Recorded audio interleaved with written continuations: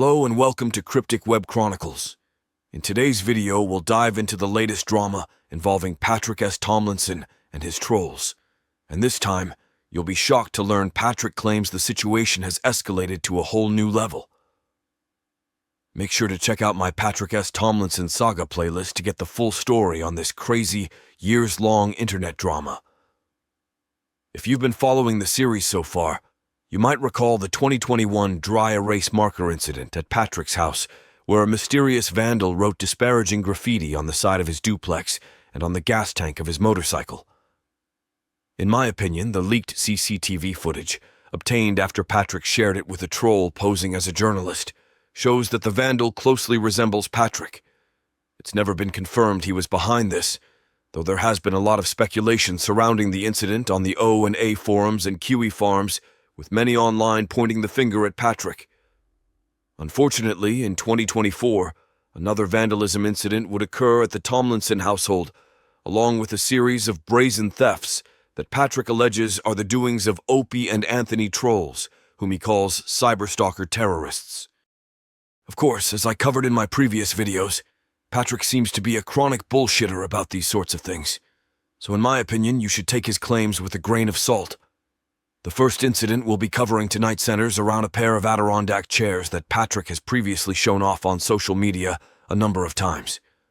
Originally, Patrick crafted the Adirondack chairs from pallets he found discarded in his alley. While he might have thought himself quite resourceful, it's worth noting that the wood used for pallets is often treated with toxic chemicals, making them less than ideal for furniture.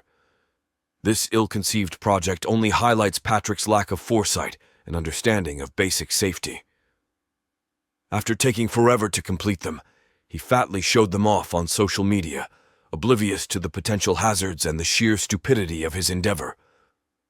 However, on May 15th of 2024 at around midnight, Patrick would tweet, "Came home to find our handmade Adirondack chairs stolen by innocent people, responding to a fake Craigslist ad made by the criminals stalking and swatting our family. Concert was fun, though." Attached to the tweet was stills from his security camera showing the chairs being taken, as well as a screenshot of a Craigslist post which reads as follows: "Free Adirondack chairs. Hello, friendly neighbors. I have 2 Adirondack chairs sitting in my backyard that I no longer need, and I thought it would be a shame to see them go to waste. They're in good condition and they've served me well over the years, but it's time for them to find a new home. They're handmade, sturdy, and comfortable. They've been a staple in my backyard, but as I prepare to downsize, they simply won't fit in my new place. I'm not looking to make a sale here. I'd simply like to see them go to someone who could use them. They're available on a first-come, first-served basis, so if you're interested, I'm more than happy for you to come by and pick them up. Located at the rear of blank, there is access via the rear alley or side of the house. Please note that due to the move, we are coming and going and unable to assist with loading into a car or truck. If this post is still up, they are still available. No need to ask me, just come and take them off my hands, please." It's unclear who was behind this original Craigslist posting, and nobody online ever claimed responsibility for making it. However, Patrick sharing this incident on his Twitter had the unintended effect of further encouraging his trolls. Shortly thereafter, numerous Milwaukee Craigslist posts emerged, listing more free items at Patrick's address. Many of these posts were shared on the website QE Farms. As a result, people were now supposedly attempting to take Patrick's fence, fire pit, and even his grill.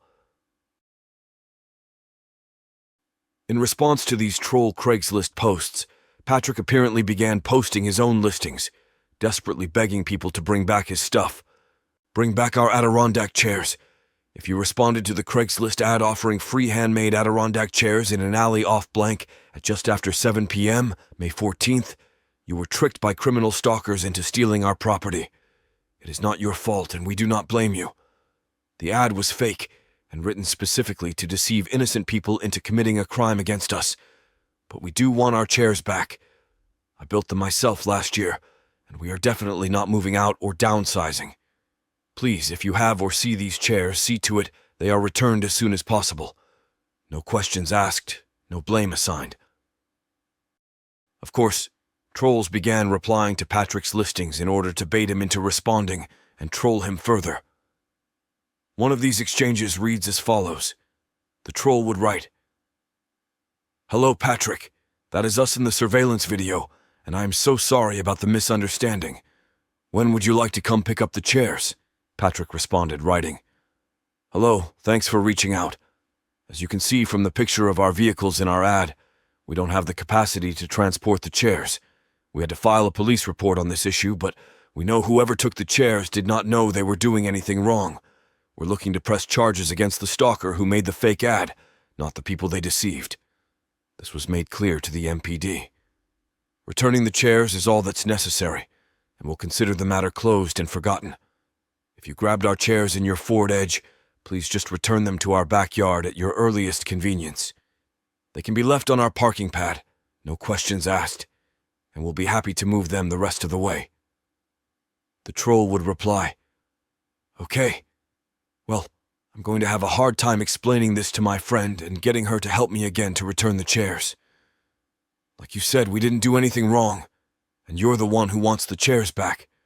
So why don't you arrange for pickup rather than expecting us to do all the labor?"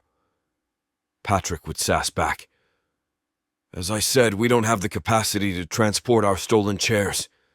They will not fit in a Mustang trunk, nor can I put them on the back of a motorcycle.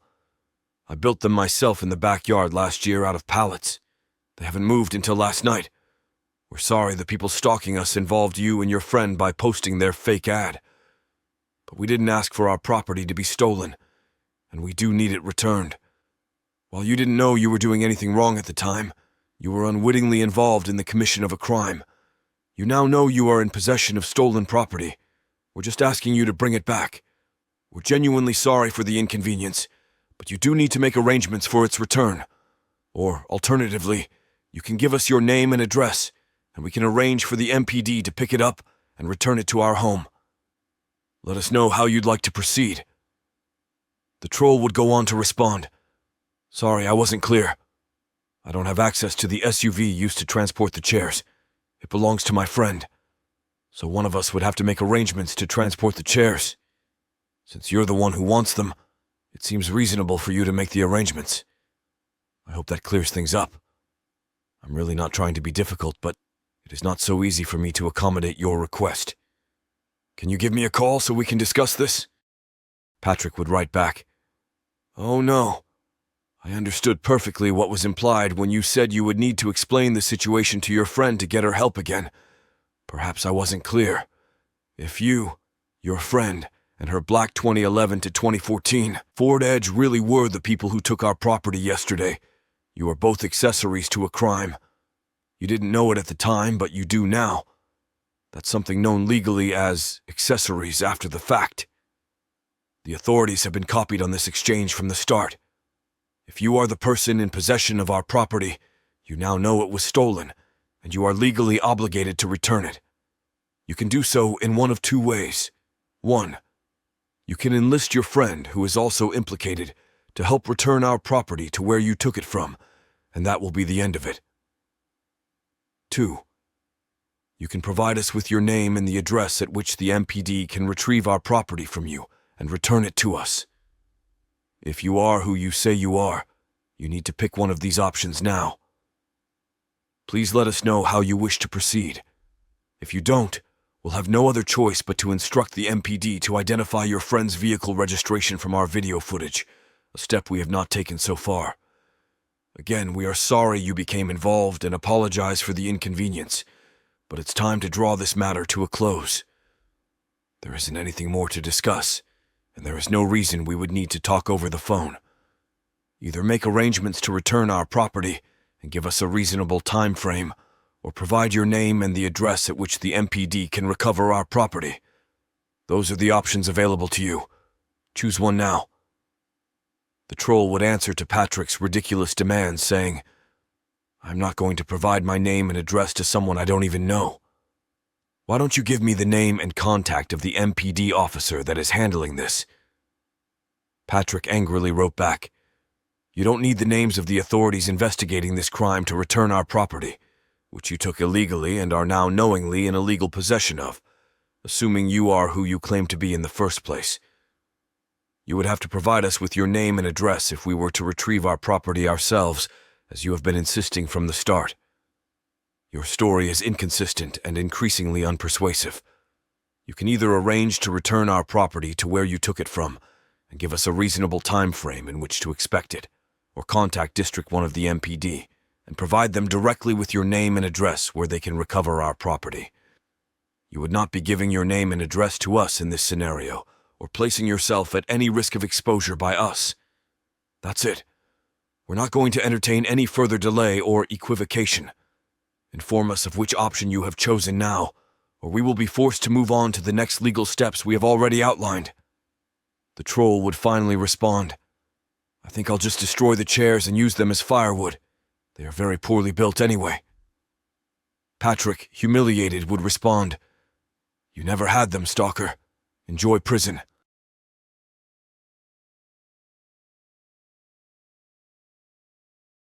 As you can see, this exchange showcases how delusional, fat, and misguided Tomlinson is. Additionally, it highlights how he mistreats people he has no reason to distrust, even when they're trying to help him.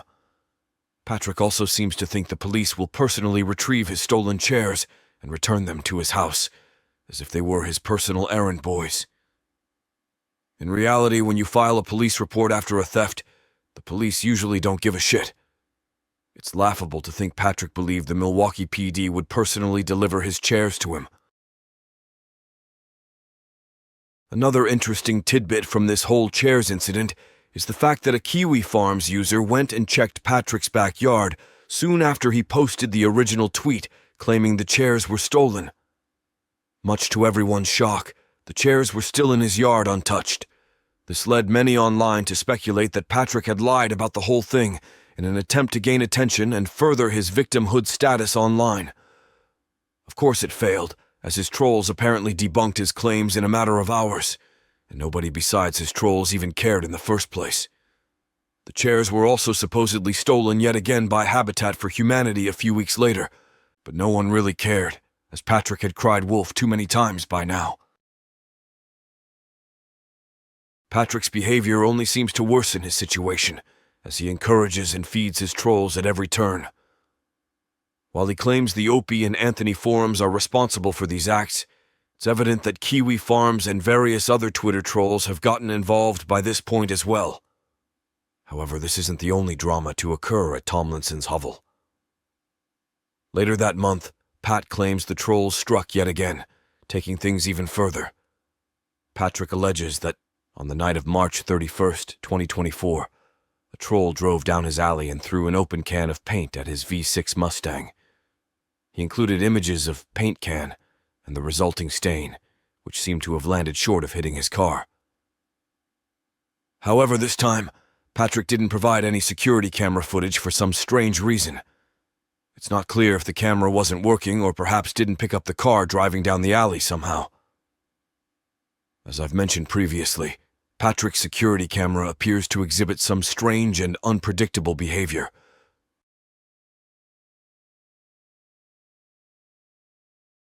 Ironically, this paint can incident mirrors a stupid, childish tweet Patrick wrote about the Russia-Ukraine war in 2022.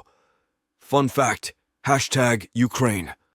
A water balloon filled with $1 of paint thrown at the periscopes can disable a tank as fast as a $150,000 Javelin missile.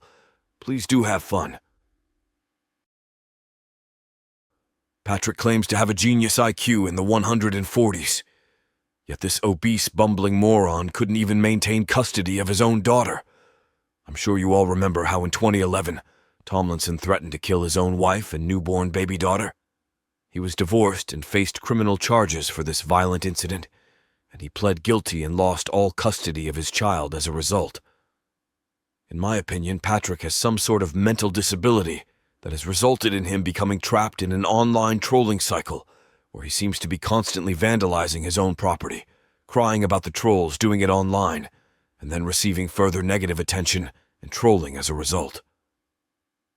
Of course, you should remember I do not endorse any of these trolling incidents, and I am simply covering them as part of the Tomlinson trolling saga lore. That's all for now. Thanks for watching. This has been Cryptic Web Chronicles. Good night.